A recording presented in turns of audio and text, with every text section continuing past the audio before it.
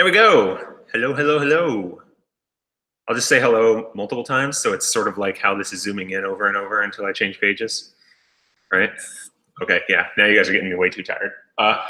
Um, so last class we did we had a guest appearance, somebody teaching Git and GitHub and going over that material. For anybody remote, I appreciate you've already chimed in, letting me know you're on. I would also love to hear your thoughts, anything that maybe you want more clarification on around that. The one thing that I plan on getting out pretty soon is a video that's just a basic overview of what version control is, not tied to GitHub, and why it's a useful tool for programming, because I think that's a starting point that a lot of people maybe miss when we dive right into it as developers, and it might help add some clarification or help you understand like the value of working with a version control tool. But if there's anything else that you're like, it just went too fast, we need to go over it a second time, or I really didn't understand this topic when we were discussing it, let me know and I'll try and make sure that we go through that stuff. This is definitely one of those critical things to at least have a basic understanding of how to work with it, because you, no matter what, you will be working with some sort of version control in any sort of coding environment outside of your own laptop or something. And so knowing, being at least familiar with how to do that, or at least how to Google how to do that stuff is really important. What was I gonna say around that too? Also, I mean, I think John Little made a really good point. It's a really useful tool outside of code too. You're working on different versions of documents. I don't have one. I really need to get it going, but I don't have anything up. Does anybody have like a website or post stuff onto a page anywhere of their own content? I mean, if you have something like that, using Git and GitHub is a great way to just manage your content, write your stuff and version it and keep a history of everything. So there's a lot of really useful reasons to get yourself familiar with that type of tool. I used to use something similar before Git on my computer when I was in school, just to keep a full version history of every file on my computer. Not really the whole computer, but in my home directory at least, just because I was playing around with it and trying to learn how that stuff worked.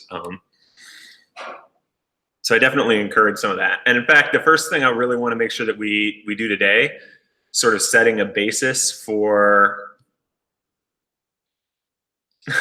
oh man, so cute.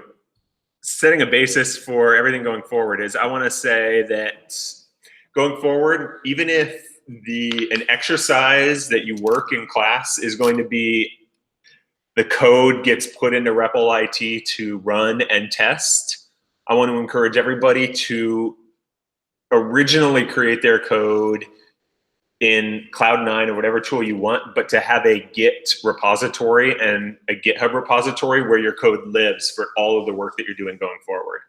So I'll go through that right now, just setting one up for myself. And if people want to follow along and do something similar, you can as well. But that way, sort of everything you're doing going forward from here on out can follow that model. And that's if you're on GitHub already, you can go up to this new repository and create a new repository. And all that means, like, repository is just a way of saying this is a place. It's almost like saying this is a basket, but usually a repository is like a collection of related code in some way, or collection of related files. So, then we can give it some sort of meaningful name. I don't know what we want to call it. Code the Dream, JavaScript exercises. Maybe it can be whatever you think is a meaningful name for what you want it to be. It can just be Code the Dream JavaScript classwork. Maybe that works well. When you're in here, I think just leave it public, because if you make it private, you wouldn't be able to, other people wouldn't be able to see your code without you explicitly granting them access in some way. When it's public, then if you've got a problem or you want me, another instructor, share it with another student to be able to go look at it. You can just share links to it very easily.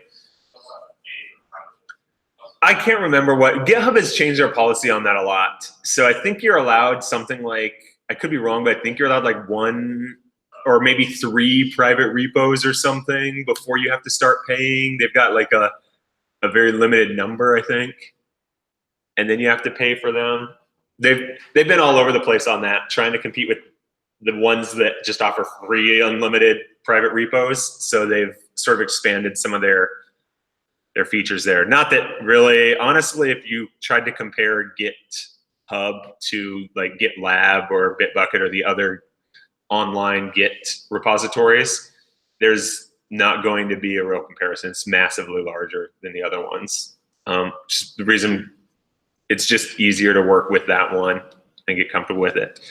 I'm going to initialize it with a README, and that way it just has something in there that we can work off of. And then say create repository. And you could also, this git ignore, I don't think, John talked about it a little bit, but maybe this won't be, I don't know if I can clarify this easily without showing something a little bit later, but in a lot of programming languages or a lot of environments, after, you may have your source files. This doesn't happen that much with JavaScript, but if you write, say, C# or C++ or other ones, you've got like a source file, and then when you build it, it produces an executable or like all of your output files. And those you don't care about having in source control because you can rebuild them from your source files. And this git ignore file is just a way to say, don't include these files, don't care about keeping these files around. You can give it a license if you want. I'm not going to put a license up on this. It's just me working some exercises. So I'm not really intending for this to be shared with anybody else. And then you've got yourself a repository that you can pull from. Now, because I am going to work locally, that'll make my workflow going forward just slightly different than yours. If you want to, if you were in the class and you remember, you can create a new workspace if you want in Cloud9 to work off of this and link to your repository. I'm going to do all of my work locally. So what I'm going to do here is, remind me later, is I'm going to go to my, see, I've got a Code the Dream development folder here where I work with stuff. And I'm going to type, you guys can't see this because it's down at the bottom. I don't know how to fix my iTerm settings so it's not this large or this color. I'll worry about the coloring later. I'll just move it up more. Ah, that won't work either. All right, maybe I can. All right, here we go. No. Because of the way I have it set up, I don't think that will work.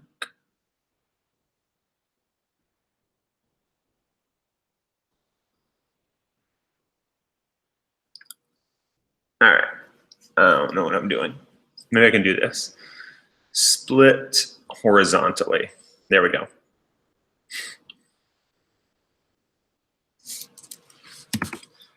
So now I'm just working off this upper portion.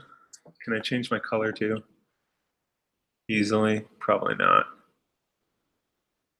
Sorry, it doesn't look as nice up there as it does working with it locally. I need to get more familiar with this tool. So if I'm in this folder, this is just if you're doing it locally, but I'm just going to clone. And then, and of course I lost my paste here. I'm going to clone my thing. Now, if you were working again in Cloud9, you can click the, create a new workspace, and then where it says connect it to a repository, you can put this link in. And it's going to ask me for my passphrase. And now if I look, I have a new folder here, which is called Code the Dream JavaScript Classwork, or CTD JavaScript Classwork. So I'm going to move into that.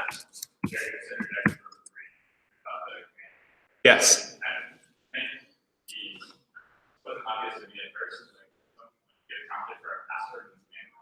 Doesn't show the characters you type. Just be aware that you're not crazy. You're typing Yeah. Just in case anyone else, either here or online, kind of, it will not display like little dots like it will here. Right. Oh, and one more, thank you for that too. One other thing I wanted to mention was if you do want to work locally or anything else, John set up the SSH for Cloud9, which was easy to set up in Cloud9. It is a little tricky to set up SSH properly on your system.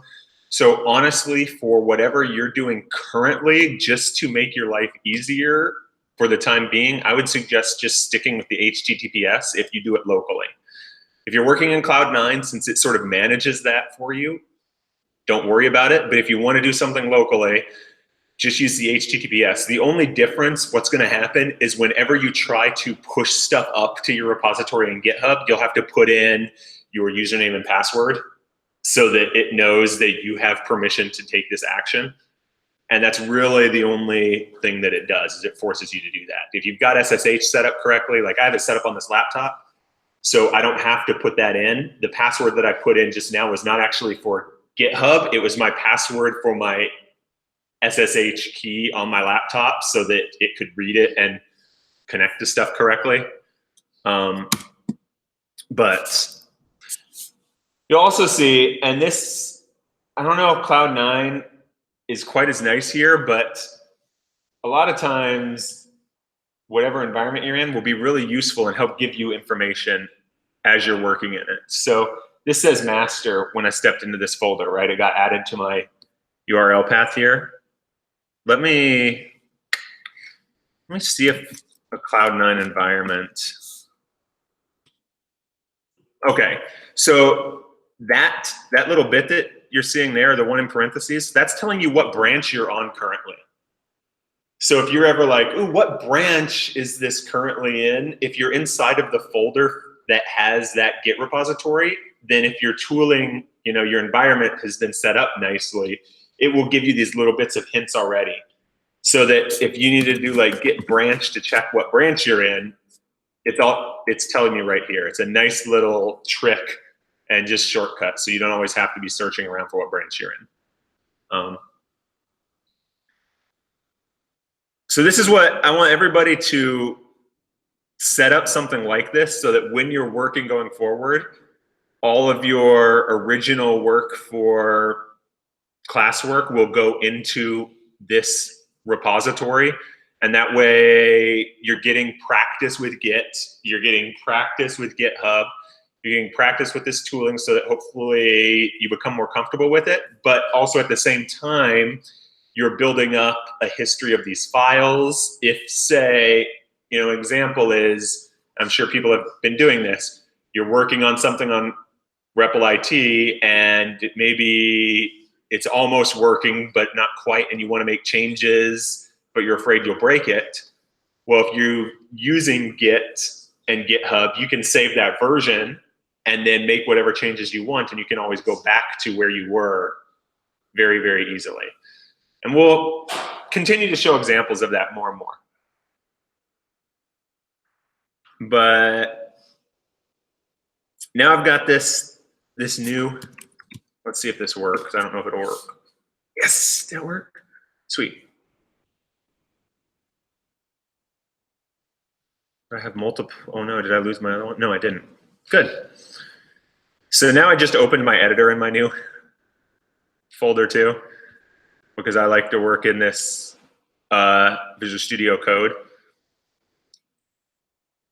And speaking of, again, this isn't me suggesting you do stuff locally, but eventually you guys will probably be wanting to use some sort of local environment.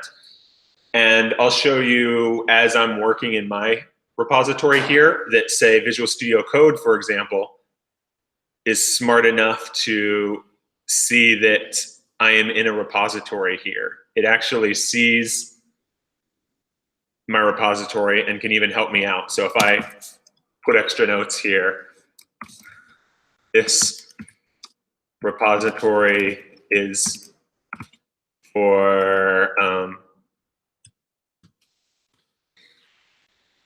my practice problems for class. This is just Visual Studio Code, you know, it gives me a nice thing. Oh, you changed this file. So I can actually work inside of this UI here, which is just a connection to Git instead of having to do the command line stuff. But I'll probably live in the command line to get you guys comfortable with it, because I don't think Cloud9 has a nice little UI showing you all of that.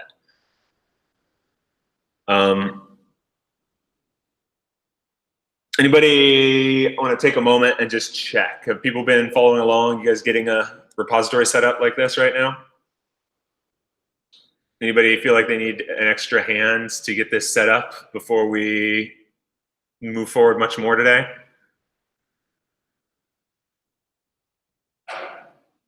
All right. If you do, if you want help online or after class, let me know. But yeah, this is going to be where we will sort of have our work live going forward. So for the rest of today, my goal was to break it down a little bit into sort of showing some of these problems again. And maybe we'll choose one or two of these and try and work through it a little bit. I thought I had, let me look at my examples that I actually sent out, because I thought I had some better examples here. Hold on.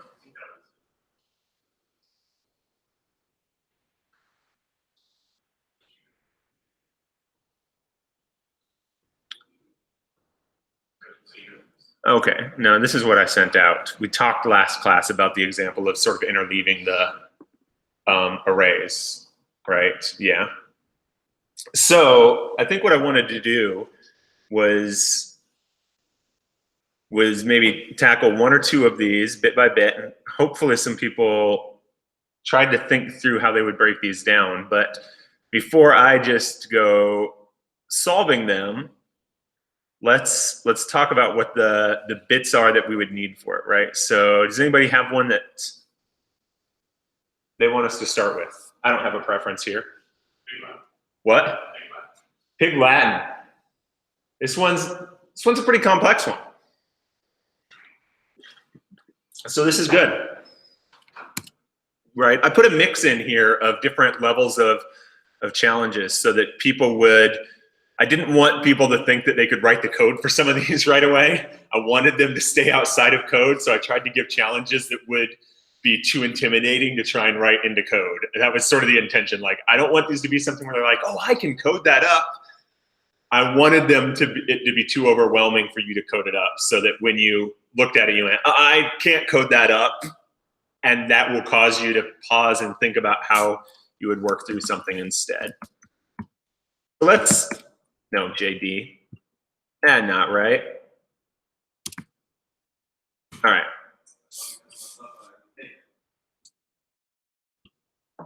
What's that?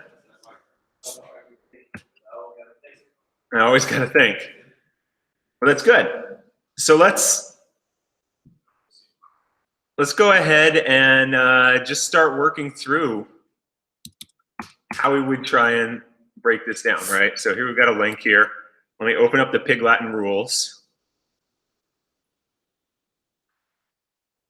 There's some confusion about your code editor, for the sake of the people online, you might want to help them. Yeah, okay. Yeah, I'm using, yeah, I should probably just use Cloud9, but I find it, the reason, even though I know that there's a disconnect between what I do and what the students end up doing, is because it's really hard sometimes. Like John was having problems, like how can I zoom in? How can I highlight this portion? And I have struggled with that when I tried to use Cloud9 for class. And so even though it'll create some differences between what I'm doing and what your workflow will be, I think it makes the presentation go much more smoothly to stick with this than Cloud9. Yeah, there's even, let me see. Let me see if I can enable this. No, that's not what I want.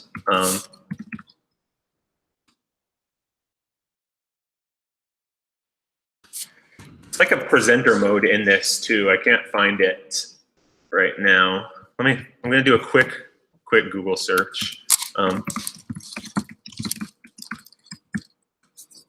Presentation mode.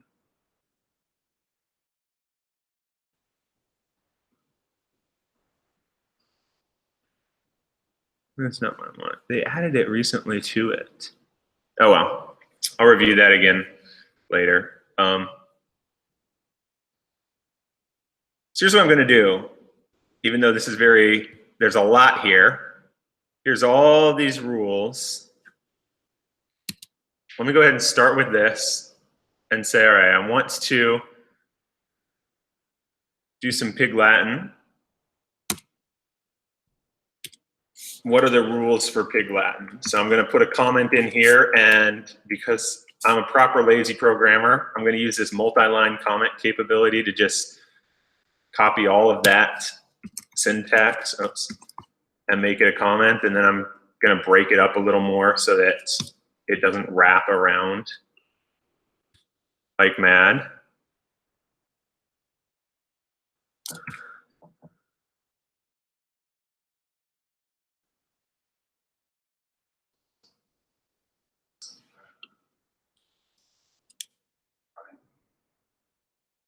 This is just me formatting it so we've got the rules here visible to us as we're working on things, right?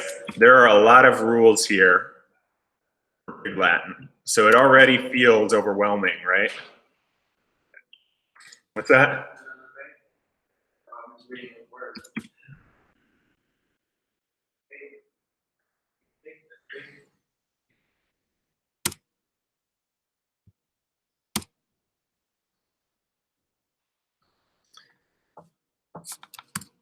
So if I'm looking at this, I'm already intimidated. Who's intimidated by trying to figure out how to do something with Pig Latin, right? All right, so before we even start writing code, let's just go back to what we have here and start identifying things that we might use to accomplish some of this. So we've got, given a word, return the Pig Latin version of that word. So what are some of your initial thoughts about what we're going to be using as tools to help solve this problem? Strings, right? Word indicates a string, right?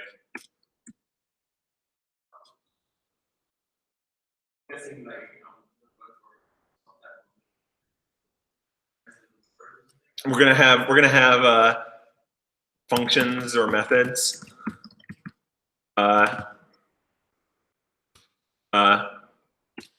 At least one, right? We're gonna have some sort of comparison logic, some flow control logic, right? Because here's a set of rules, right? So we need to figure out a rule that applies in some way. Any other high-level thoughts before you even start coding anything? I'll have to look through maybe if you put the word in array and the letters to see if it begins with a vowel or begins with a consonant. Then I have to look to the letters and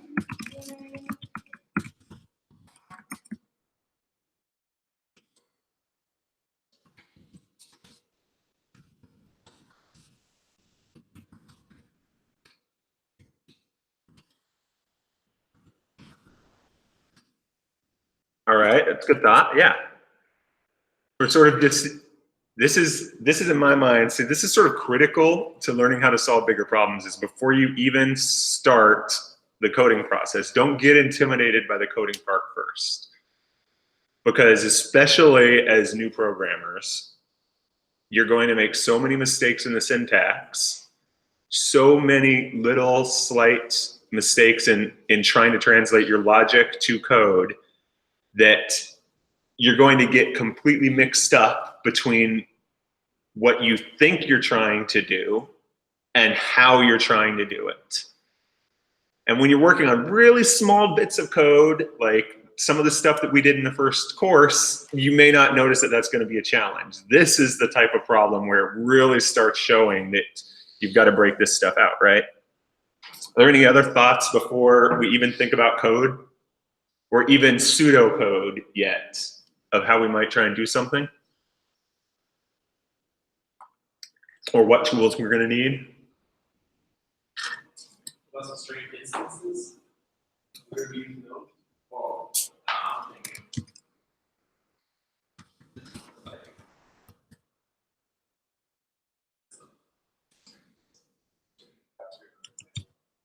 Right. We probably need some sort of multiple strings. We had a note here. I mean, if we wanted to, I'll put another subnote here, right? If we do use an array of letters, we need to convert a string to an array in some way, right? Because if we're using sort of an array of letters, we need to do something here to manipulate between them. I don't know, I'm just thinking.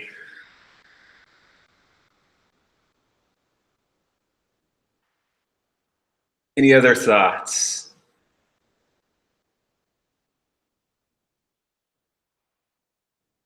I don't have a question outside of this thoughts. What's that? So when you start, you're about to get your hands on like some new project, you personally like, what are your initial thoughts?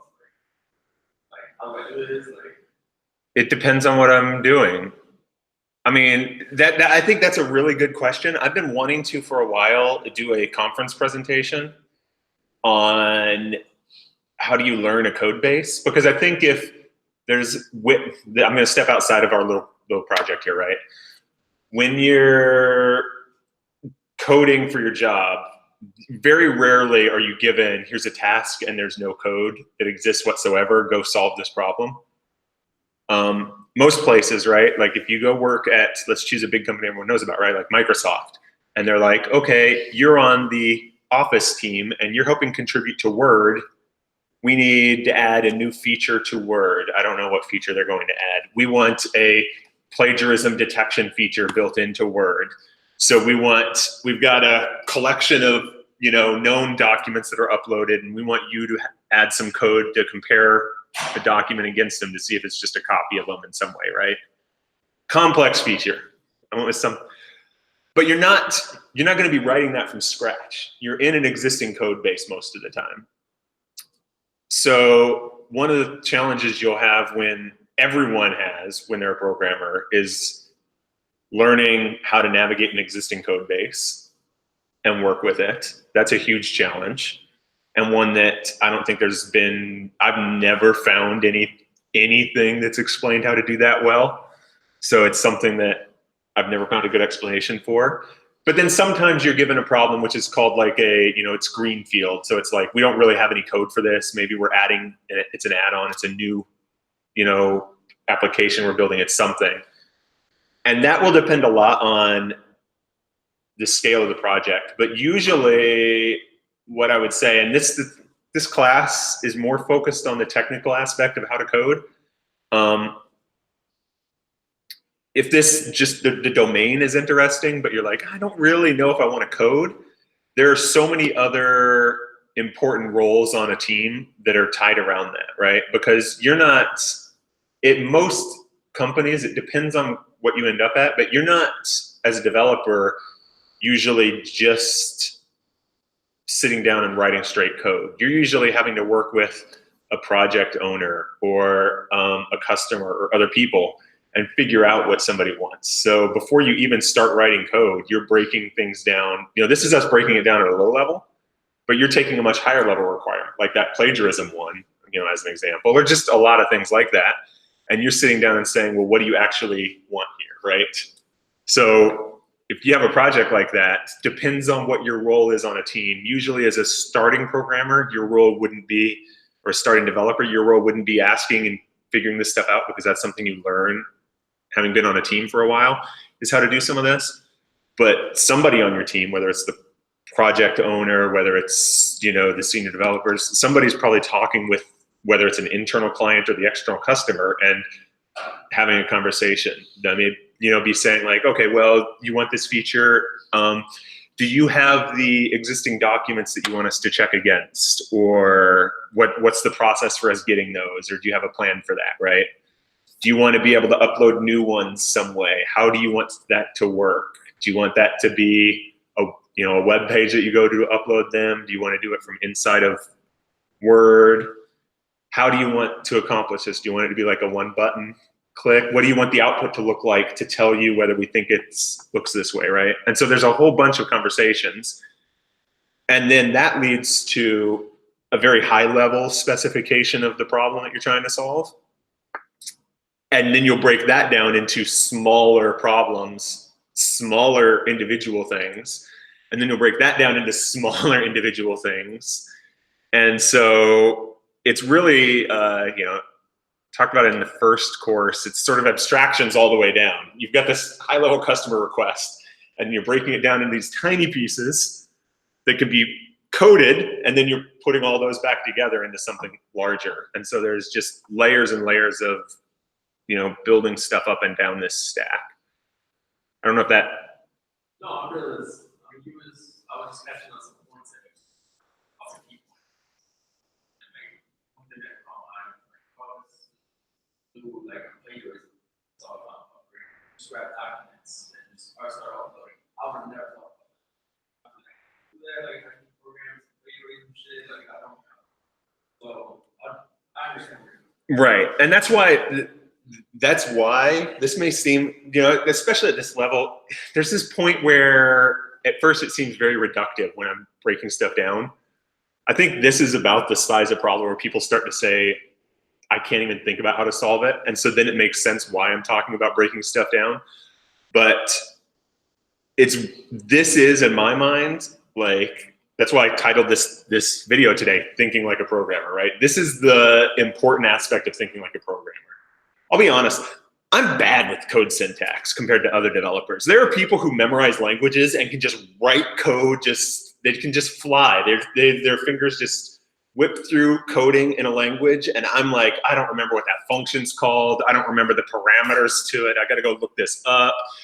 Oh, geez, how does this work again exactly? What do I get back from it? I've got a reference open all the time. There are programmers who that is second nature to them. They can whip through that stuff. And some of them also do a fantastic job of breaking problems down, but some of them don't. And so I've worked with some programmers who maybe at times are amazing at just writing code in a language, but when they're given a problem to solve, like a high level problem, they're like, nah, I don't know what to do. I don't know how to break this down. I don't know what to give the customer. And that's like a major shortcoming. And I think that is the most important skill, because nowadays we've got Google, we've got Stack Overflow, we've got resources to help you with the small syntax errors you're gonna have. So having all of that memorized is not the thing that's going to make the difference in being good at like programming as a career. Learning how to look at a problem and break it down, and learning how to look at a high level problem and break it down into smaller ones and break those down, and learning how to take small pieces and put them together into a solution. Those are the skills that are really going to like be critical. And so that's why it doesn't matter that much if the syntax is perfect. Yes, it sucks when you're learning coding that you make a lot of syntax mistakes, and it's going to be a big barrier to you. And eventually you'll be like, I can just deal with those. But if you don't work on the thinking process, then you're always going to have a real big barrier to being able to solve problems. I don't know, sorry, no rant, but. All right, do we have anything else people want to start with here? Anything else you're thinking about?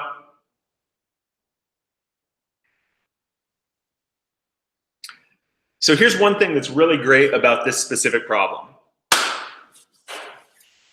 Wikipedia gave us the definition for exactly how to solve it, and they gave us something else that I really like to have whenever I'm coding up a new algorithm. That is, they gave us a lot of examples of what are correct versions of Pig Latin. And I'll admit some of these we may not be able to solve very easily because there are some rules about Pig Latin, like if it sounds like a consonant or vowel, some of those we may have to flub a little bit, just because that's probably beyond our capability to solve.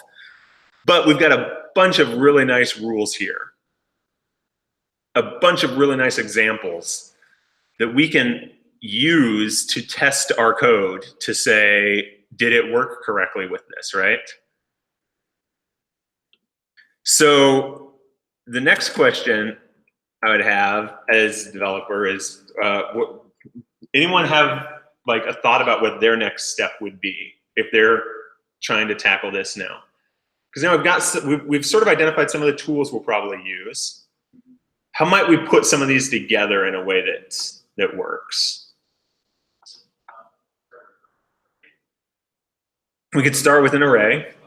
First set of questions first, pig to 2. I don't know, it's just the way. From pig to 2? I mean, yeah, like, see, I don't know. In a sense, you've almost already made your stuff even more complicated than it needs to be. But we do have these broken down by certain rules, right? So we've got rules. Now I'm going to do something here that seems sort of silly at first, probably. But at least for now, your thinking for pretty much any problem should either start with I'm working with some sort of objects or I'm working with some sort of functions as the way I'm working, right? So I know that I want to give back the Pig Latin version of a word, right? And I don't know exactly what that means yet, but let's just, okay, I could pseudocode stuff, but for something that basic, I'm gonna create a function. I'm just gonna say get Pig Latin. So let's go up and start looking, right? We said, oh, we're gonna need some sort of functions or methods, at least one, right? So we've got a function. What do we think this function needs in order to get the Pig Latin? It needs to initialize some values. Well, we're missing something even before then, sort of. We need to be able to give it a word, right? So we need to give it a word as an argument, right? This is JavaScript. I don't have to tell it it's a string. I'm still like. I know. So we'll just say, I mean, we could call this word, we could call this input word, right? It doesn't matter what we call it. But that's meeting this part, given a word. So if you notice how we're building this up, this function is really what's delivering our end product of each one. And when I said, I translated given a word to, oh, that means a parameter. I'm passing something into it.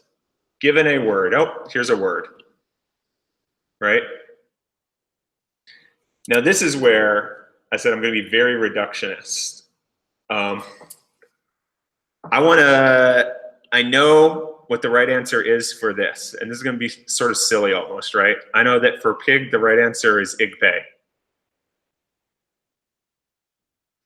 And so right now, again, because the way you always work with functions is just assume it has no access to anything else. So I'm gonna call this get Pig Latin. Let me assign this to a variable. Var Pig Latin word equals, so we'll call get Pig Latin just with pig, right? And then I'll just log the result. And that's just my way of testing something out here. Remember, always log your stuff outside of your function because you don't want to, otherwise you're cheating. So what would happen right now with the code if I ran it? Nothing?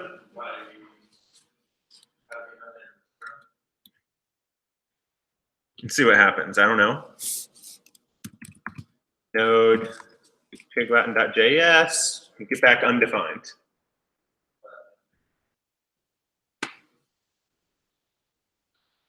Does that make sense to people?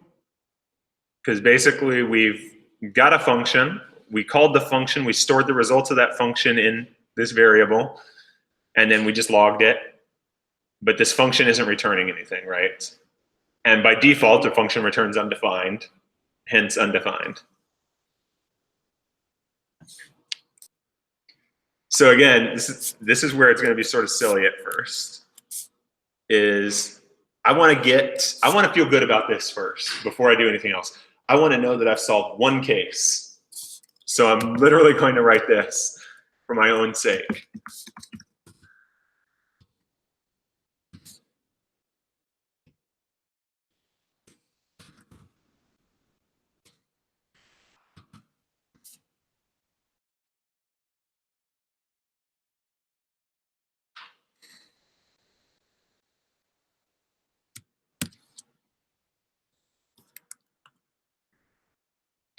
So this is sort of silly, right? Because I wrote something that only meets this one need and isn't using everything else. This is following a model, and we will have a whole class talking about some of this, but it's following on a model of what's known as sort of like test-driven development, where you want to write a test and then make sure that you pass that test using the tiniest bit of code possible. And so if we thought of our test as, I just want this to return the right value, then I wrote what is just about the smallest amount of code I could to solve that. But we know that that's not going to work in the long run. So instead, let's look at what we have here a little more concretely, right? So we have, for words that begin with consonant sounds. Now I'm going to get rid of this. I'm going to simplify this rule a little bit. We're sort of going to ignore this consonant sound bit. So we may, this may be a challenge. We'll see about this one, because I may have to flub a little bit. We may not actually be able to write the code, which might be good. That's a good example of something that I don't know how to solve, right? You know what? Look at me changing my mind right now. I'm gonna leave this way because I don't know how to solve some of this immediately. And I'm going to sort of show you how you would code something up without knowing how to solve all the problems of it, right? Here we've got a rule, a condition. For words that begin with consonant sounds, all letters before the initial vowel are placed at the end of the word sequence, then AY is added.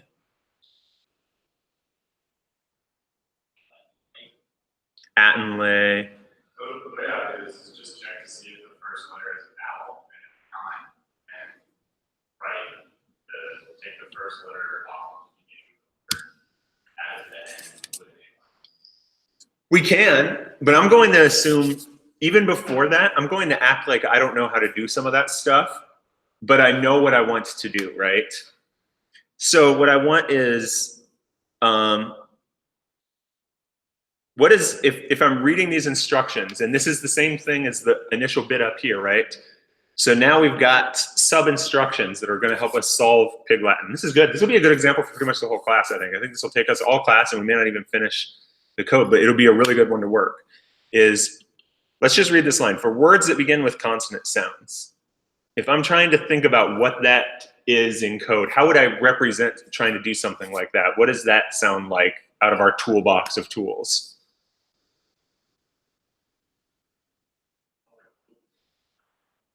It sounds like a loop. So yeah, it's tricky because you see the word for, but a better way of saying that sentence for our purposes would probably if the word begins with a consonant. Right. So what does that sound like out of our tools? Some sort of comparison, right? So we want to do some sort of comparison. All right. So I'm going to put a comment here. I'm actually just going to take this and put it up here in this comment.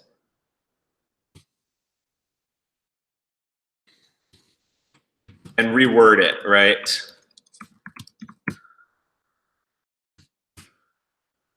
If the word begins with a consonant sound. Okay.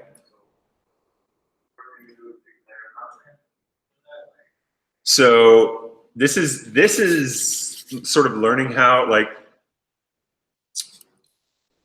let's say I don't even know that, I don't know the exact details of how to do that yet. So what I would actually do is, before I've even written the code, you notice I put this up in here, right? So I haven't written the code. And what do I want to do in this case? I did not know. Right? So let's just say, I don't yet know what I want. I don't yet know how to solve what I want to do, right? But I want to do some sort of, I know I've got, like, deal with the, this case or something, right? So now let's start thinking, as I'm building this stuff out piece by piece, what would it look like for this if? And let's even act like I don't even know exactly how to solve it, but I know I've got some sort of if here, right? If, I don't really know how to solve it, but this is part of the beauty of breaking your code up into small things, is you don't always have to know how to solve a problem yet to write the code that sort of acts like you do. So let's say I want some condition. I want to have something that checks if a word begins with a consonant sound, right? I'm going to go create another function that says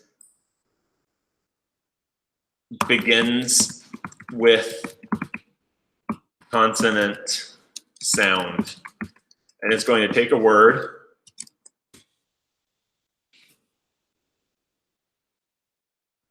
Let me reword this because I want to make it clear what type of value this should return.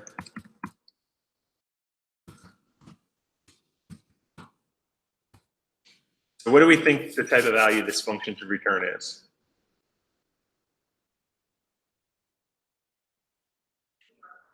It sounds like it's true or false, right? So I'm going to cheat a little bit here because I don't know how to solve this yet. I'm just going to lie. We're going to say, yeah, return true.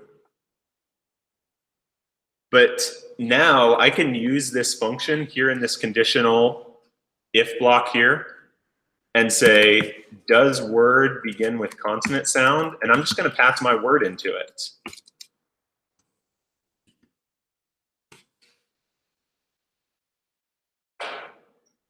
And I don't know how to solve it yet, but you notice that this bit of code, at least right now, is reading like the Pig Latin rules, right? Is the nice thing about this function right now is I don't have all of the clutter in there of how I'm solving that. I've got something that reads sort of like an English sentence. Oh, if the word begins with a consonant sound, and I don't, again, let's say I don't know how to solve it, so I'm just, for now, again, this is not how you get stuff out. I'm just going to console log as a test. You never want to do this in your function for output, but this is just a test of, you know, true. Now, you know what? I don't even want to teach you guys that, so I'm going to skip that. We're going to just return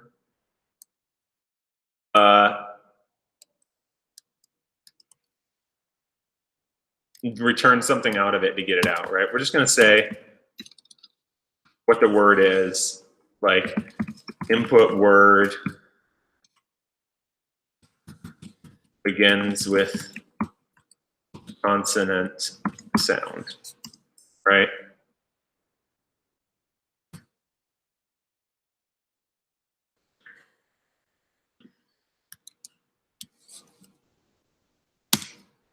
And let's check. It tells me it does, so I know that that ran, but we also know that this is lying, right? We don't know how to solve this problem yet. But that's okay, because you can build stuff up piece by piece to figure out how to solve these things and deal with the logic at different levels, right? I'm going to leave that there for now. And let's continue to work at this level, let's not move to another level. So what's the next case that we need to deal with at this sort of level of logic? So we dealt with words that begin with consonant sounds. and we don't know how to convert them yet, but let's jump down and look at the next bit. It says, when words begin with consonant clusters.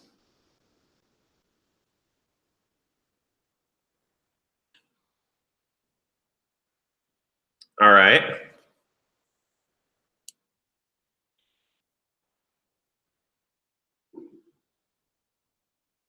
I don't even notice what the exact difference is between these two. Maybe I'm missing something. Because it's like more than one consonant for the first vowel. Yeah, but the rule here, what it says here, basically would do the same thing. All letters before the initial vowel are placed at the end of the word. Yeah, so it's basically the same thing. I think they're kind of breaking up words that have like one consonant. Yeah, there might be something I'm missing, but Maybe we can just solve the first issue. Like if the word starts with a vowel, just that first, and then because it gets increasingly more complicated. it does. So let's, all right, I mean, we can solve it either way, yeah, but let's try and figure this out, right? Let's say we don't know exactly what it is, but we want this to read clearly. So we've passed our word in here now, right? But part of what we're doing here is breaking stuff up into smaller problems. If you notice that we don't have to deal with all of the problem in one place right now. So now our smaller problem is just, does the word begin with a consonant sound? All right, we may flub a little bit here, but let's sort of cheat and say, like I said, if it begins with a consonant, right? Instead. So what do you think about how we would step through this next portion? Any ideas about what to put in here? What would be our first step maybe that we would need to do? Well, just the thoughts. Like we can do like an English sentence if you want first, and then we can convert it to code. So what would be like a just English statement of the first thing you would do? How would we check if a word begins with a consonant sound? Define. All right. Get the first letter of the word. All right, we've got 2 steps. Any other steps? No? First letter is not equal to the vowel. You've got, I mean, you're describing it, but let's keep it at the high level of like just the English bit, right? Which is like,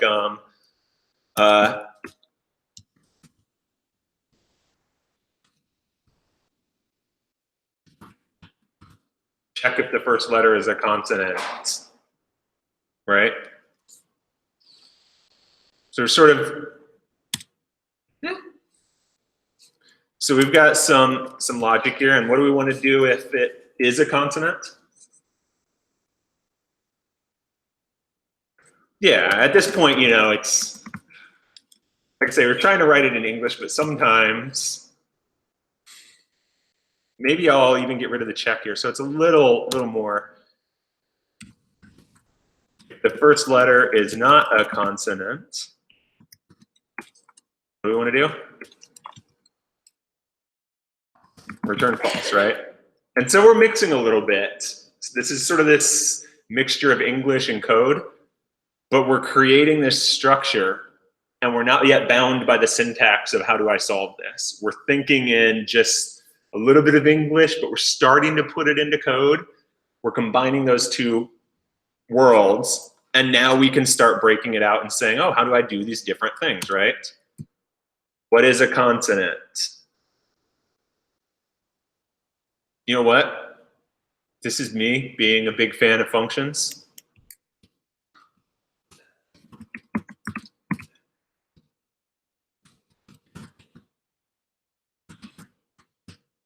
Doesn't need to take anything, but I'm going to make a whole nother function here.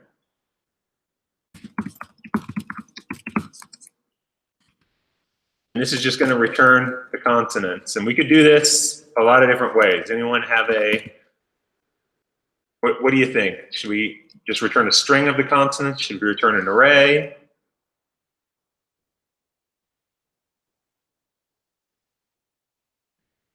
An array? All right. That? Oh man, probably should have gone the other way. You're right. Like in terms of, but let's do it this way. I don't care. I've already thought about it. A, B, C, D. I'm probably going to miss something. Yes, if the letter does not equal a vowel, then it is consonant. So there's two comments on that. Write it this way, or you did all consonants, which is more typing, or you can define what a vowel is and then choose the word not start. Yeah. The truth is, I don't think there's a right or wrong answer to something like that. And especially when you're learning how to solve a problem, I wouldn't get too hung up on one or the other. And I wouldn't spend time saying, oh, it's going to be like stop and say, it's going to go a little faster if I change it to this, and start changing your code on the fly, because that will be the type of thing that'll trip you up, where you didn't change all of the logic in your code everywhere. And so you might make a mistake now and, oh, I changed this bit, but not this bit. And so this is another example where having a version control tool could be really useful, because maybe you solve it one way, you save all that in, you create another branch, try it the other way, and see which way you prefer, right? So I don't think that there's a right or wrong to this. Just because I already started down this path, I'll stick with this one. Although, yeah, if I was writing this myself, I would probably use the vowels method. But that's just sort of having written enough of stuff like this to have the intuition of how I would do that. Double back, like syntax, so it's extremely rigid, it doesn't allow for deviations, but objects of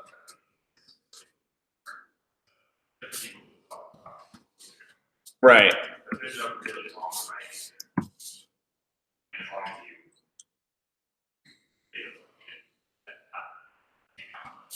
as you get to that.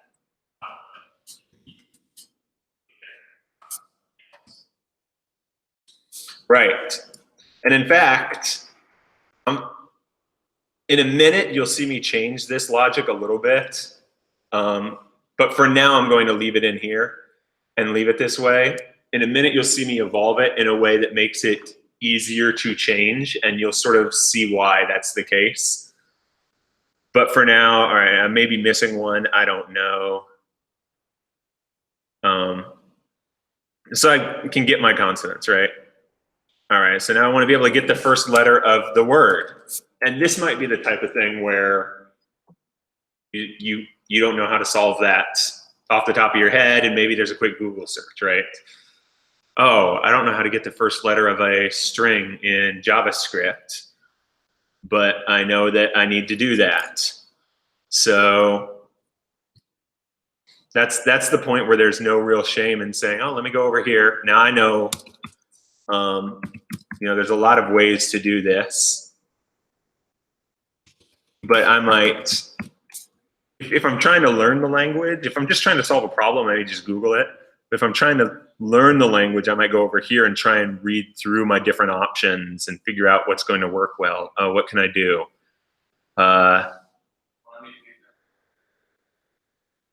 can get something at a specific position. I can't remember. Now, I do happen to know that, let me just 100% verify so I don't screw this up. But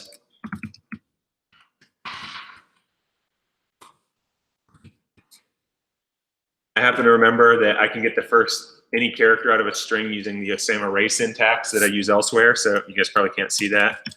If I move it up a little, I can use array index syntax. So that's just what I'm going to use here.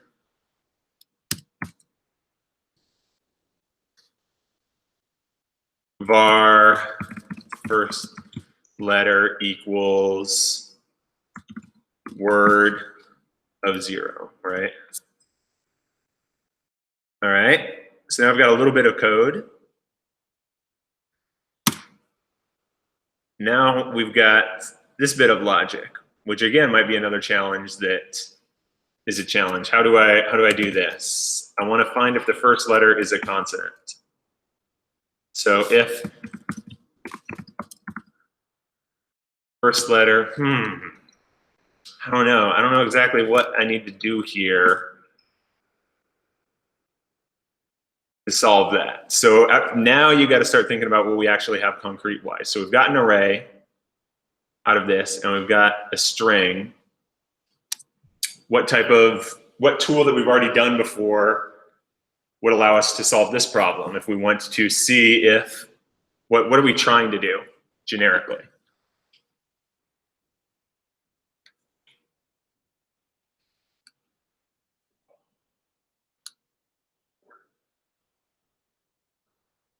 We've got an array of the consonants. We've got a string that represents the first letter. We're trying to see if that first letter is in that list of consonants, right? So you guys have already had at some point an exercise problem that checked if a value was in an array. Oh, check if this string is in this array, right? Step through the array and see if it's in there. So we've worked that, and we've written, say, a function to do that. But you don't actually have to write that yourself, because again, you can go look stuff up and say, I probably want to check the array. So what do I have for methods on my array? Let me go read some documentation. I can fill and pop and push. Oh, these are mutations. I'm not going to be mutating my array. I want to check for something in it. So let me see. I've got some options here, it looks like. Find, we'll find if it's in there. Find index returns the found index in the array if an element is in there. But here's one that looks like it might even just be a little simpler for me here. This sum says returns true if at least one element in the array satisfies the provided testing function.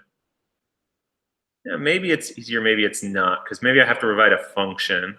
Let's see. That might be harder, actually.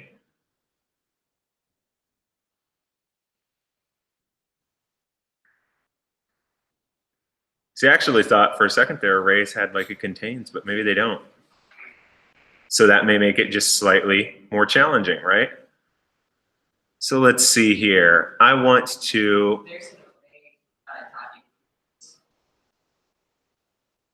Well, I know, let me check real fast. I thought it had that. Oh yeah, it's one of the newer ones. When did it get added? I don't know if it will exist in Cloud9 for you guys. I thought it had it too. I'm not 100% sure if your Cloud9 environment will have it or not. If not, we'll show an alternative way to do this as well. But that's exactly what I was looking for. I knew it was on string, but I wasn't 100% sure if an array had it. So let's look at the documentation. I can do the array, includes, and then the thing I'm looking for. And it's going to return, what do I get back from it? A Boolean, which is what I need for my logic here. So I can do if consonants dot includes my first letter, then I know that it starts this way and I'll return true, right? That. How do I solve this other clause? Well, there's only two cases here, right? It's either a consonant or it's not. So now I can be simple. I don't even have to test for the other condition because I know that I either meet the condition or don't. In reality, a lot of times you'll see code like this written without even this else block existing, because if you remember, a function will always exit the minute it runs a return statement. So this return true will get returned anytime it's a consonant. And if that doesn't happen, then it will just automatically run this next line, which is return false. So that's a little bit of just shorthand that you'll probably encounter a lot, but you could easily write it inside of the else block as well.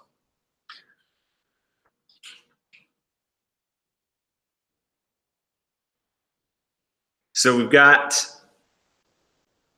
all of this function now, and I'm going to just close it up. And maybe this doesn't work correctly. Maybe it does. I don't know.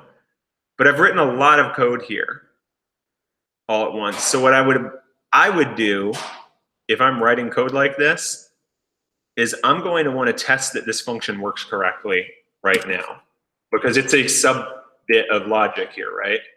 So maybe I just do some simple tests on it. So let me console.log the results of, I'm going to concatenate some stuff here. B is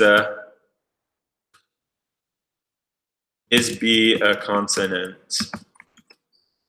It's me sort of testing. And then does word begin with consonant sound? Let's just pass in the string B. Or I could pass in a word if I want.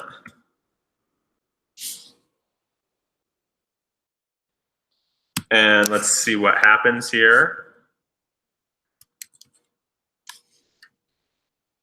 Let me, there we go. Move my stuff up a little bit. Is B a consonant? True. So that was a little bit of a test I did, right?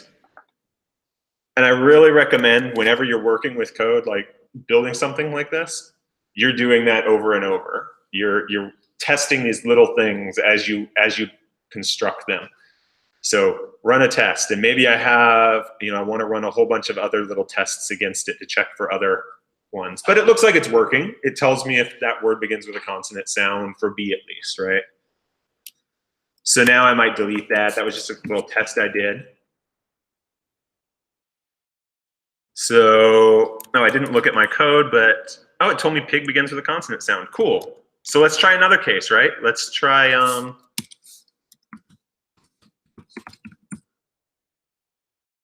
Latin word equals get pig Latin for at. That shouldn't begin with a consonant sound, right? And then let's log that.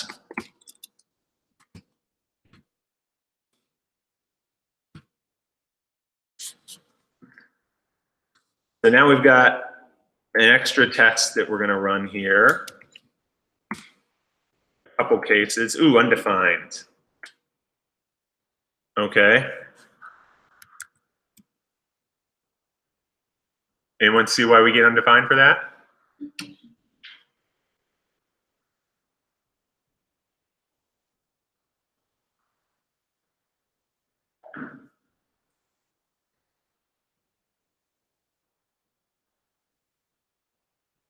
This is the practice of learning how to walk through your code, right? So if we take the string at and we go into here, so at is our word, and let's assume, for the sake of stepping through the code right now, before we have to go deeper, that this bit works correctly. So does word begin with consonant sound? Does at begin with a consonant sound? It doesn't, right? So we don't run this return. So sure enough, we don't execute an explicit return statement. So we return undefined, right? So it's sort of working as expected right now. We just haven't built out other cases.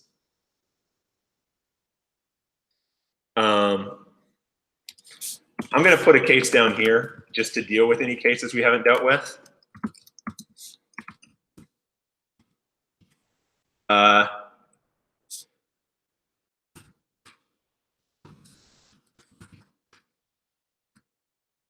Let me change the way I've got this structured so that it reads more like a sentence.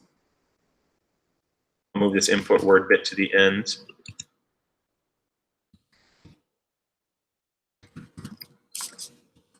I'll even put an extra one. There we go. It reads like a little bit of a sentence there now, right? And if we run the code again, now we can see we're dealing with this other case, or we sort of have a fall through case for ones that we haven't dealt with yet.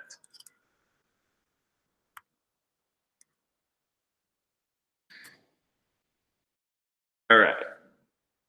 People following along so far? Does it make sense how we're sort of building something up out of small pieces? This is the key to being able to work on something like this, right? So now, let's, what's that?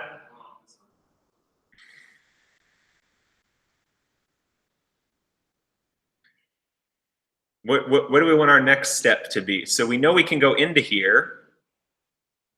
Does word begin with a consonant sound? Now we need to do something about it if it begins with a consonant sound, right? So what's our rule here? So if it begins with a consonant sound, we've got some sort of rule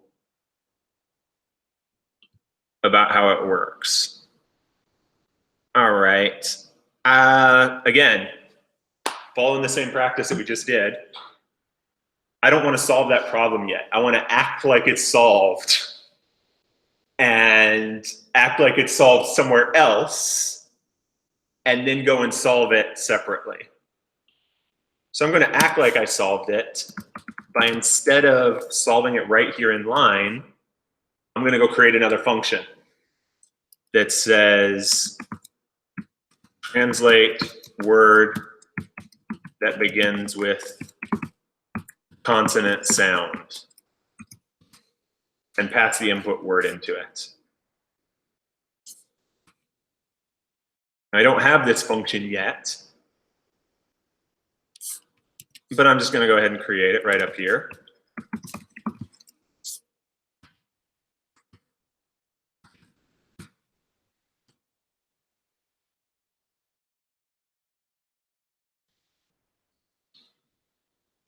In fact, I could have done that. I could right now if I want. You know, maybe I don't know how to translate it yet, but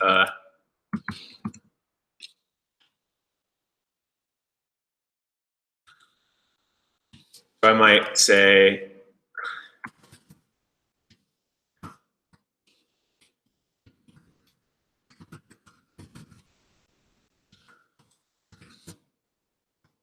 you know, this is like what I'm going to return.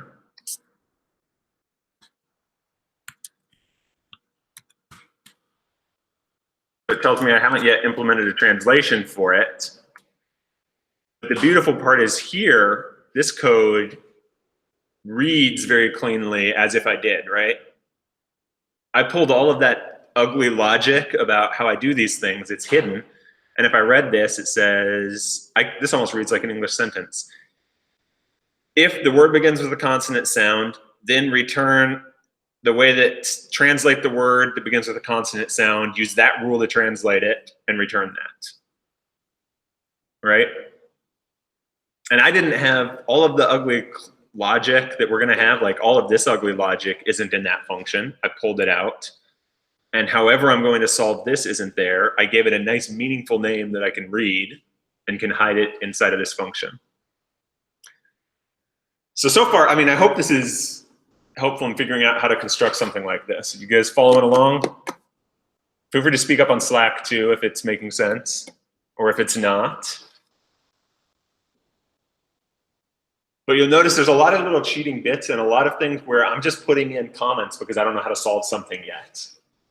I don't know how to solve this problem yet. I just know what the high level name for it will be. So I'm not going to try and solve it. I'm going to try and hide it a little bit and deal with the bits that I do know how to deal with. People good so far? All right, you want to continue on with this next bit? Maybe we can finish this first rule that we're working on. So, what's that? You want to? All right, so this might be more complex. So let's see, it says, all letters before the initial vowel are placed at the end of the word sequence. Then AY is added. So like pig becomes ig pay. All right, so this is what we need to do inside of this.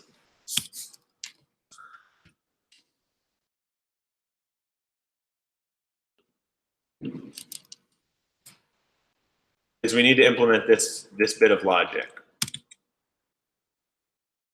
So what do we think that involves out of our toolbox that we know about?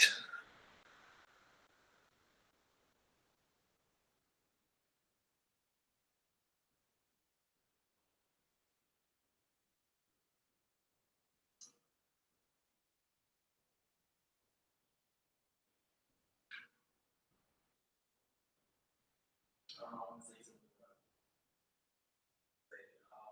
I think you adding A into, What's that? you could add that, we need to add A into the word, like, sort of like add it to an actual word, or to return, and then Yeah. it'll return that word back. That'll be, yeah, that's part of it, right? We know that we need to add this AY to the end. So we could, if that's the easy part, we say, hi, I feel comfortable appending a string to another string. That doesn't scare me, all right? So let's create our translated word and just make it our word plus AY, right? I'm feel pretty comfortable with that. So let's, now what we want to return is our translated word. That's,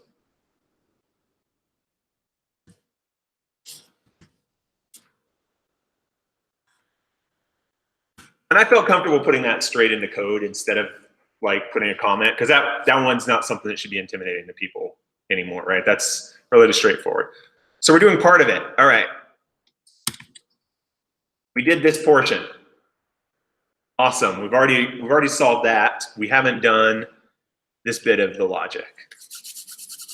We still have to look for the word.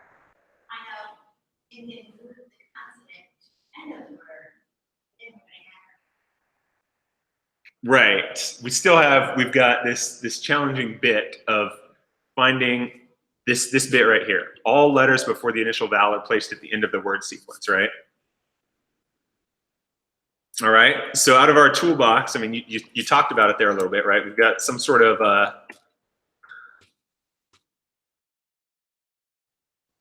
loop through letters in word. But we have some sort of condition about when we want to stop looping. When do we want to stop looping here? reach the first vowel. Until we reach the first vowel.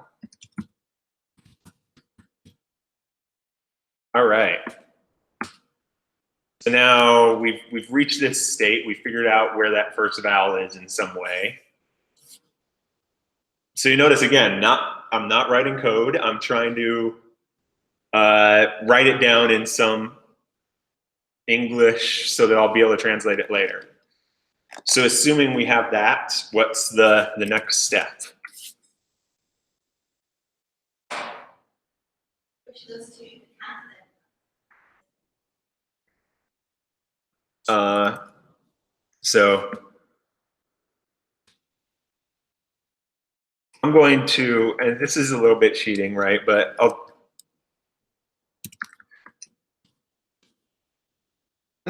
put what you said. Push the consonants before the first vowel to the end of the word.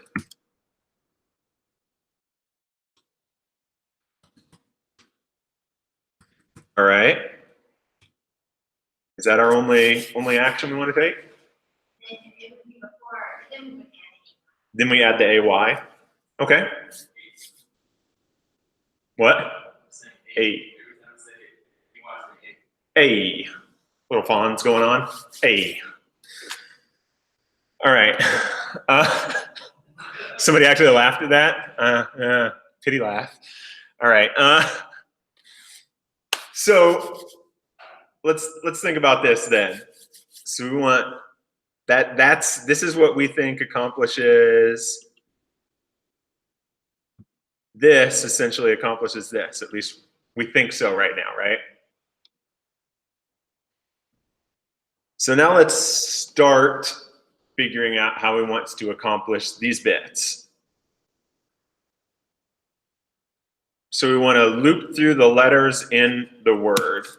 All right, any idea how to loop through letters in a word? We've done this before. Sure, yeah, we'll do a code now. Right?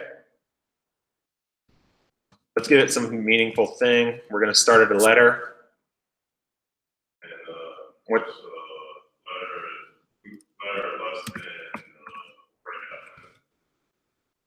Word length.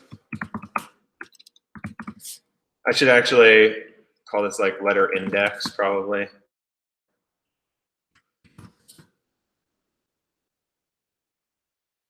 And then update our letter index, right? We've done this. All right. There's another way that we could write this, but we'll do it with the for loop. And maybe we'll see the challenge that we'll encounter as we do this. So we're doing this. What do we want to do for each letter as we step through this? So let me get the actual letter. Letter equals word at the letter index, right? This is just using that array notation. And I just want to have letters so it's a little easier to read and work with. What do we want to do with each letter?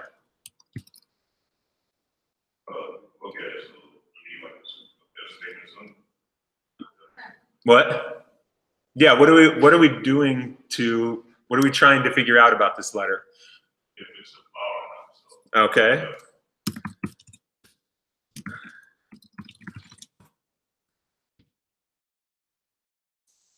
Check if it is a vowel.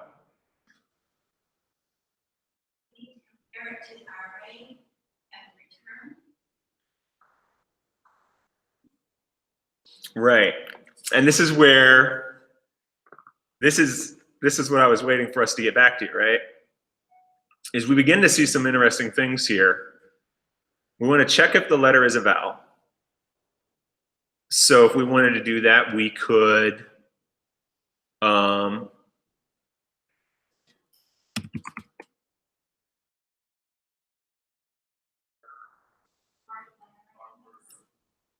what?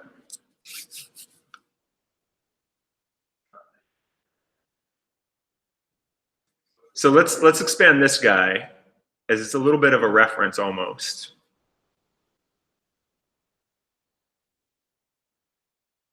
You can say the first letter would be like word in the brackets.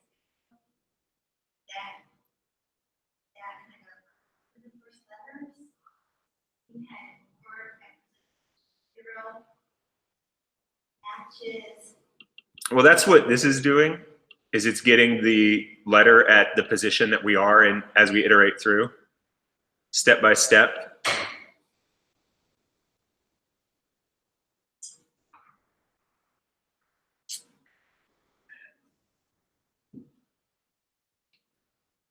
What do you call the array that we listed?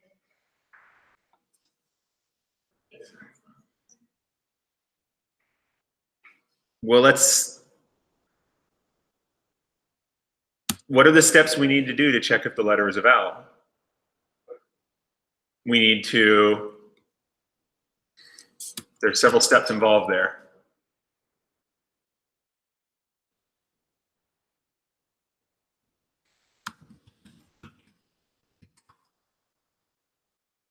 What is a vowel?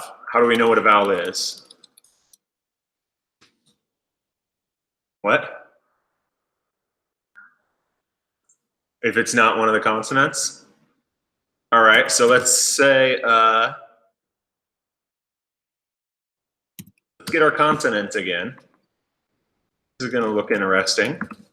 Let's get our list of consonants. All right, and we already have our letter up here. So now if we have our list of consonants, How do you like eight or six, and consonants? Nothing. You're doing the letter index bit. I made life a little simpler here. I assigned it to a nice variable so we can use letter. But what did we do here? We checked if it included it, right? Except here we want if it doesn't include it, correct? So we want the opposite logic. If not, consonants includes letter, then the question is like, what do we want to do? What do we do now?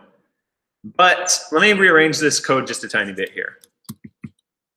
This is the point where you can start looking at efficiencies sometimes.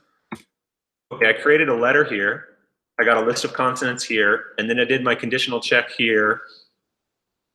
Wait a minute, isn't that literally the same code as up here, just with some different variable names? Right? Do you guys see that? It's the same logic, the same code. This is where, and you don't have to do this, when you're just learning how to program, don't get too hung up on this aspect, but this is where you can start to say, maybe I can change the way I wrote what my abstraction is, what I'm using, and I might be able to reuse it and write less code as a result. And we'll do that in just a second. For the moment, we won't worry about it, but if you notice now, they almost look the same. We can go back and maybe do something about it. So what do we want to do if we know that we're a vowel now? That's the question. I think we had WAY.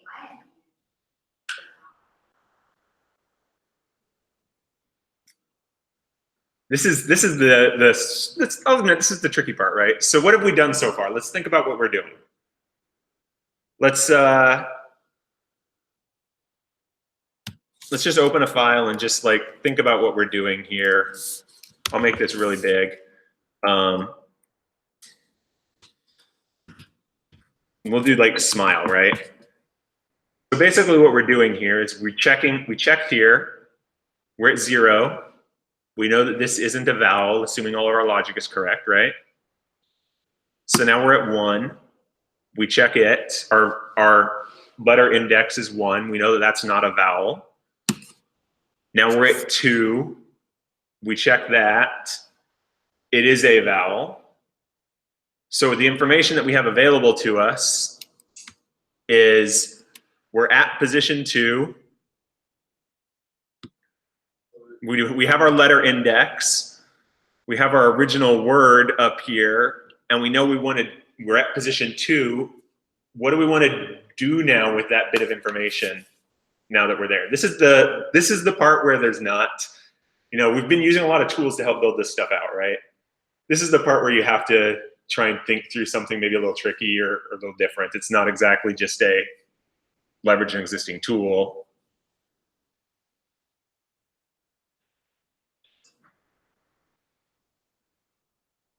But what we have, think about what this information means now. So what is our letter index pointing at now? For example, in this, it's pointing at the index. That's a good statement. What was that? It's pointing at what? It's not pointing at the consonants. What number does it have in it? It has, if this is true, if we're in here, so in other words, it's a vowel, our letter index is pointing at the index of the first vowel in our word, right? And we want that information. We want to know we want to hold on to what that vowel is, that first vowel, because we want to do something with everything before it. We want to do something with everything on this side of that vowel, and we want to do something different with everything on this side of it, right? So what we care about is, what is this position? Does that make sense? That's where we're at right now, is we've got that position, but now the tricky part is, how do we get that out? What do we do? How do we do something with it, right? Because we're going through a for loop. So it's going to do this, but then it's going to continue to go through this for loop again. We want the loop to stop. We want the loop to stop, So breaks me. right? We could do a break statement. But we will lose something because we declared this variable just inside of our loop. I mean, technically, because of the way JavaScript works, it'll live outside of it. But in other programming languages, that wouldn't be available outside of your loop. And so a lot of times what you'll want to do is maybe, let's create a variable up here. First val index, and we'll start it at 0. And then when I reach this point, I will assign it to my current letter index, right? Because I know that that's the index of it. And now I want to kick out of my loop. Let me move this up here. This actually belongs here, the comment. All right, so now we've got a couple bits of information. We know what the index is of our first vowel. And we were able to hold on to it and hopefully break out of the loop. I hope this works correctly. I don't know. We'll see. And so now we've got a challenge. What do we want to do now? Like, let's just say it in English before we put it in code, or in some sort of pseudocode logic. So before we try and make it exactly code, what are we trying to do if we have this? What we have is our word or source word, and we know where the index of the first vowel is. What do we want to do with this?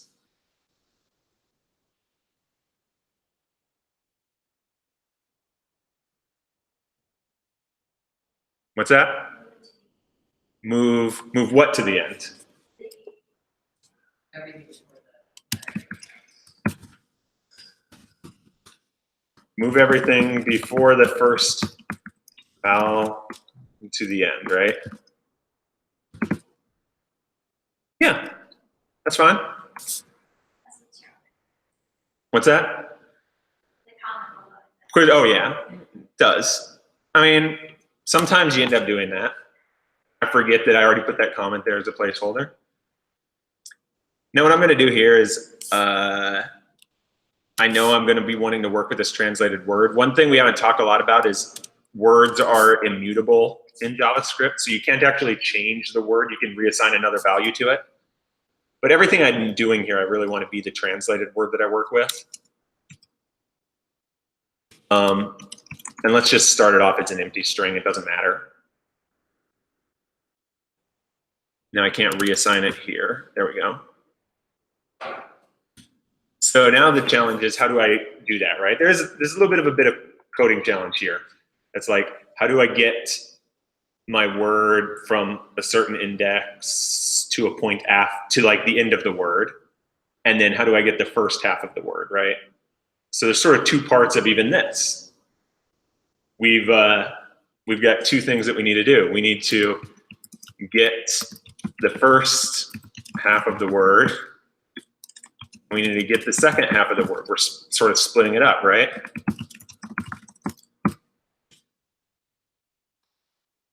And that's the point, again, where you may end up, all right, let me go look up the tool here. Oh man, what can I do? I know it's a string that I'm working with. Maybe String's got a tool for me. To help with this, I can cheat a little bit because I know it has a tool to help with this, which is slice is what I want. Extracts a section of a string and returns a new string. Ooh, nice. Sounds like exactly what I want. So let me look at an example of what I do here. String.slice, the beginning index I want to start at, and the ending index. All right, let me read the documentation here. Beginning index, the zero-based index at which to begin extraction. Okay, end index optional, the zero-based index before which to end extraction. All right, let me see if they've got all their examples are somewhat complicated here. So maybe I want to play around with it and try and understand how it works a little bit before I use it. So I'm gonna open up a read eval print loop and maybe play with this, right?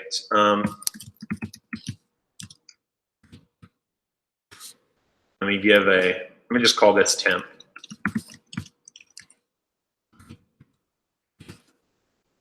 We'll do hello world.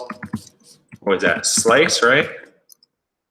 And I gave it a beginning index. So let's say I start at 0 and I want to get, I think, the first 5. Oh, so it ends before 5. So 0, 1, 2, 3, 4. Okay, I'm just sort of testing this so I understand how it works, right? Oh, okay, 0, 1, 2, 3. Yeah.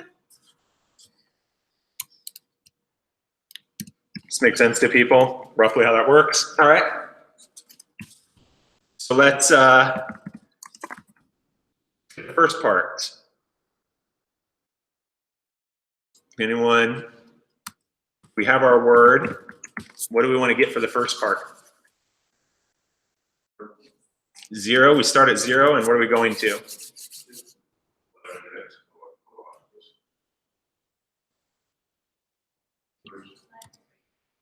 We want to go to first vowel index. We want to go to the position of our first vowel, right? Or right before that. And luckily, that's how slice worked. It told us, oh, it'll stop before it reaches that. Okay, so that's the first part of the word. So what about the second part?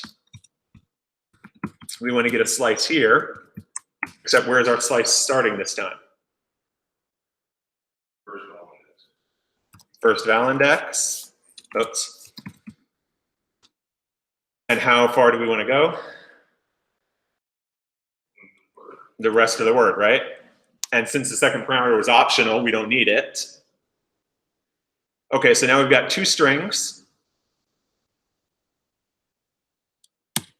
What do we want to do with those 2 strings? Put them together in what order here?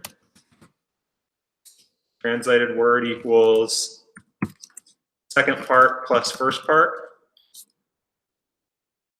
And then I've got a little bit of a bug here. I need to take my translated word that I'm working with and add the AY to it, right? All right, let's see how this goes. I don't know if this is gonna work. I'm just gonna go ahead and run all the code. Normally I would test just this function, but let's see what happens. I think that's correct. Is that right? All right, and then we don't yet have anything for at. We haven't figured out how to translate that yet, right? In all of that is to combine. We did all of that. The same thing. What? The same thing you do with pen, just like playing like more lines of code. We did all of that to accomplish this. But we've got a whole bunch. You notice how we did something that, how many people thought that they would have been able to write code like that before class or figure out how to solve all that, right? But none of this, you know, maybe some of the constant stuff, for the most part, none of that is anything new. You guys didn't have to solve anything that you haven't solved before. You just had to break it down into small enough pieces to solve it, right? Now, we are not doing all of the Pig Latin rules yet. And I'm going to create a copy of this and save it as Pig Latin simplified. So normally, again, you would just use source control. I'm just keeping a separate file so you guys can easily see them when I do upload this stuff eventually. But we've got something working. It's all nice and in place. Now I'm going to show you just a few tricks. This I'm going to go a little faster through. We only have a few minutes, and I just want to show you ways we can optimize this and do better code reuse than what we're currently doing. So ways that we can write this a little more efficiently, a little easier.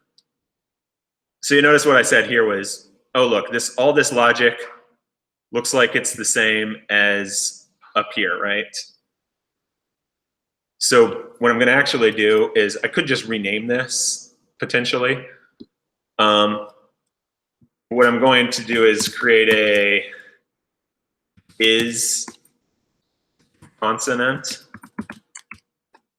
method. And it's going to take in a letter. And it's pretty much just going to be this logic right here, but a little simplified because I don't have to get the first thing out of it. I'm presumed that I'm only passing in a letter. So now I can just check against letter, and then I can return true or return false because I've got this nice is consonant bit here, right? And what I can do here is go, oh, does word begin with consonant sound? The only unique bit of code here is figuring out what the letter is, this word 0. So I could actually replace all of this with is consonant word 0. I'm just checking if the first letter is a consonant. But you notice I left this function here, even though it's almost the exact same thing, because it reads cleaner down below. It still reads like the Pig Latin rule. So I like having it there because it lets me read the main Pig Latin thing in a more English-like sentence context. And so now I've got is consonant. I can reuse that here too. I don't need to get the consonants. I do need to get a specific letter, but I just need to check against it. So I can say if is consonant letter. So that simplified all that. That's actually more than I probably should have changed all at once. Let's check and see. Always, I made 2 changes. I should have changed one thing. Whenever you change your code and you're like refactoring, which is what that's called, like, oh, my code's working, but I want to maybe change the way it's written. Make the smallest change that's functional and test that it still works correctly. So I changed 2 things. I should have changed just 1, honestly. But okay, it looks like we're still working correctly. Now we simplified the code a fair bit, right? By just creating this extra function that hides this stuff. And then we say, oh, it's so much easier though if I wrote this with just vowels instead. Well, you notice is get consonants. It's only, oops, it's only used in one place now, right? So the people who are like, oh, it's so much easier if we just list the vowels instead, I can make a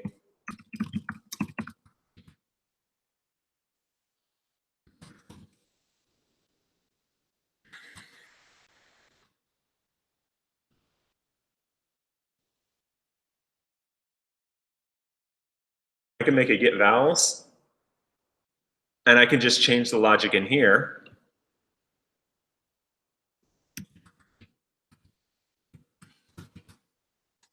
In one place, and flip my cases here, because if it's a vowel, then it's not a consonant. So now it was easy for me if I wanted to change that because I was only referencing that in one place.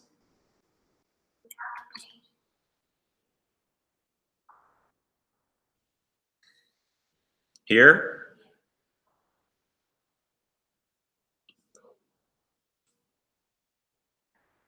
What's that?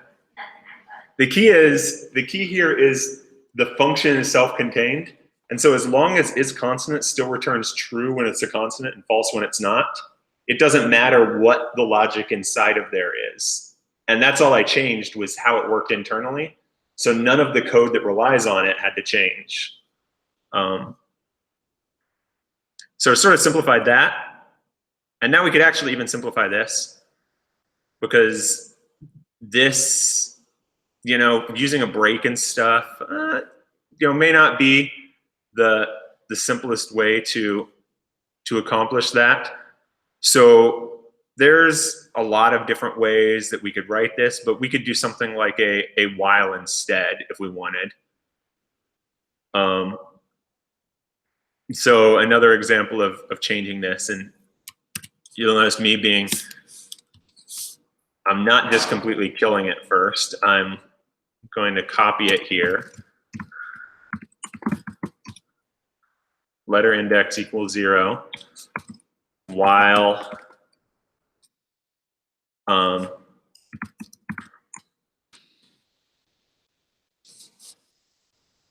let me see. While is consonant word at the letter index.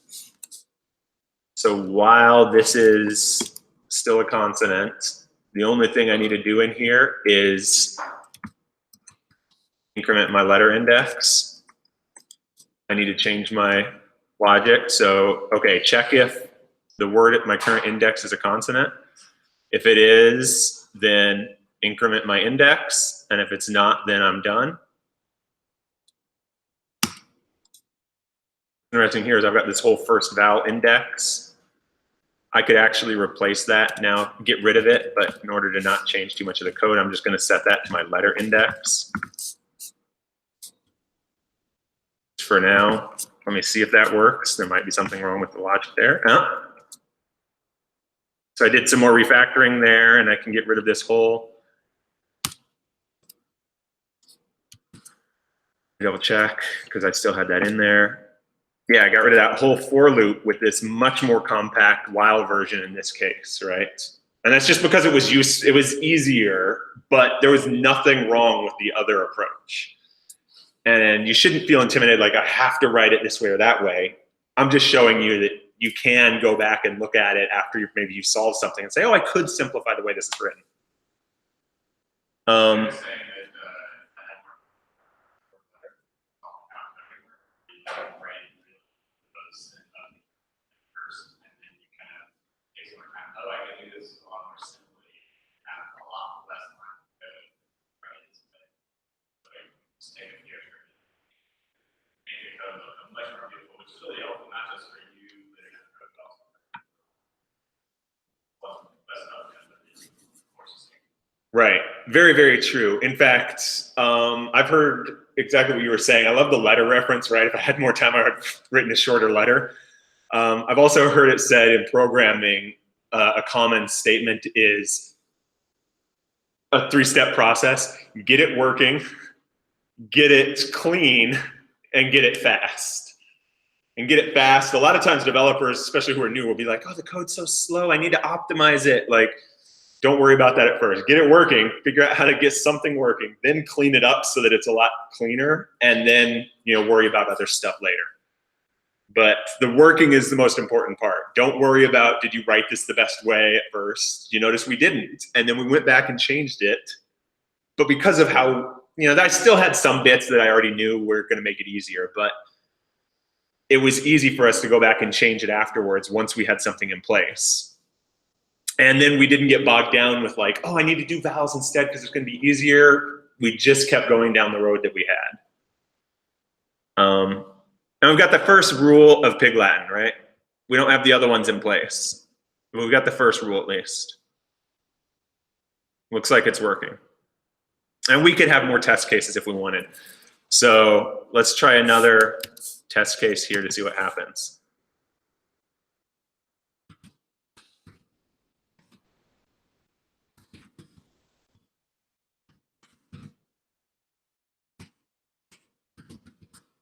Let's see if smile works.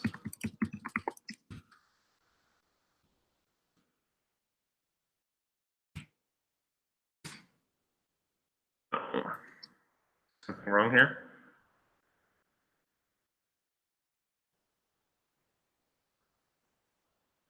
Let me see.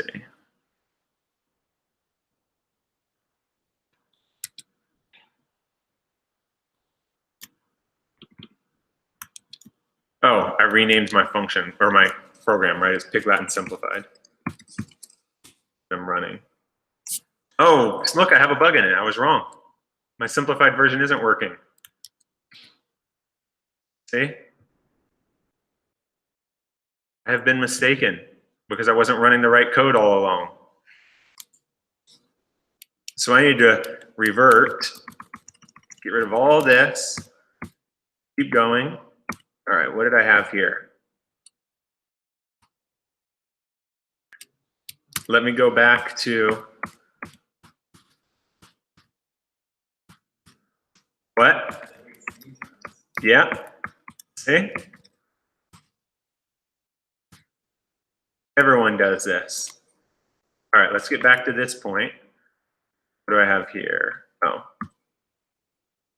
Wait, it's like, I can never remember how to get back the other or redo on a Mac.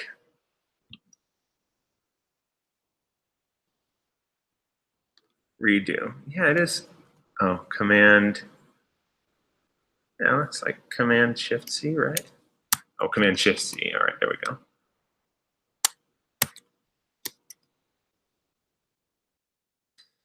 All right, let's see what's wrong here. Is this still broken? This is still broken. But something about this change in logic, maybe.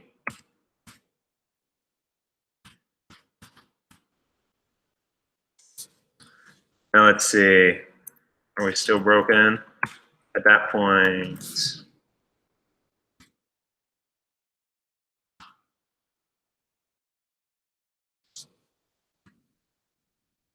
I don't know what's broken in it right now. Oh, it's this change over to is consonant. Let me see. Oh, you know what? Pretty sure that's the only thing that I had wrong. Yeah. Anyways, what? Oh, we can fix that. That's probably just me having something slightly off in the way I did this bit here. Oh, let me see. Yeah, I don't know why.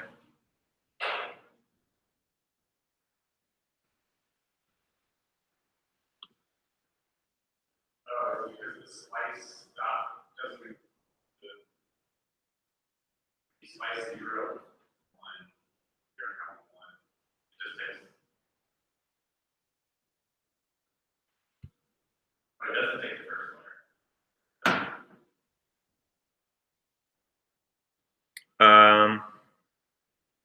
Yeah, it should. It should work correctly in that case. It's got to be still related to this is consonant change. Oh,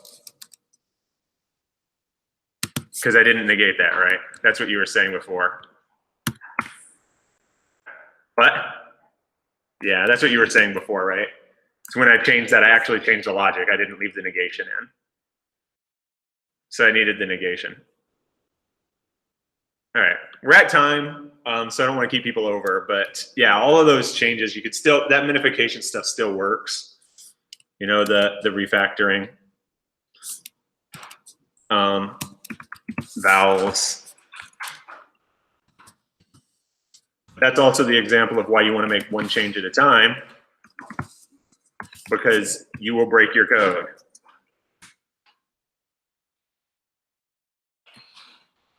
Now I don't need get consonants, because it's not referenced anywhere. Oops. No, I accidentally added a.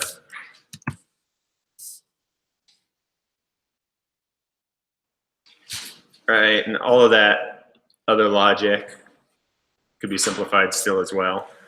So.